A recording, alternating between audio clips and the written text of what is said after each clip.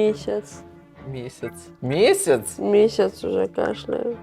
И что ты хочешь знать? Почему я кашляю? Почему ты кашляешь? Почему не Ну, останавливается? во-первых, это доктора тебе скажут, да, и со своим здоровьем ты разбираешься. Но я всегда за психосоматику. Кашель это всегда я не могу высказать, я не могу сказать, как я хочу.